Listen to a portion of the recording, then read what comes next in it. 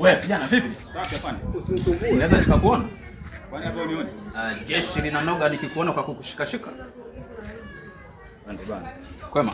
Kwema. Naitwa Constable Pomo Mnyange. Ndio. Natokea kituo cha Gogoni. Mbona uko hai? Hapana, mambo yangu tu ya kawaida. Napita mtaani kuweza kuona kama elimu ya uraia imeenea kiasi gani. Vipi wewe unaonaje utendaji kazi wa jeshi la polisi? Sasa naonaje nikiwa wapi yani? Ukiwa hapa.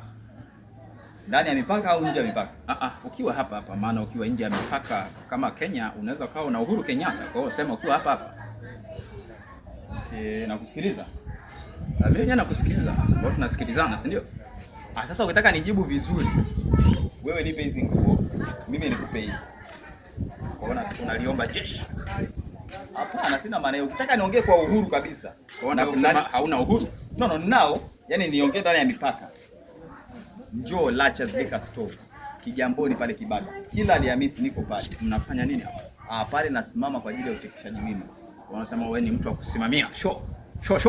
Ndio. Wewe ukija pale mimi nitazungumzia kabisa kwamba namna gani naliona jeshi linafanyaje kazi zake na vitu kama hivyo. Okay.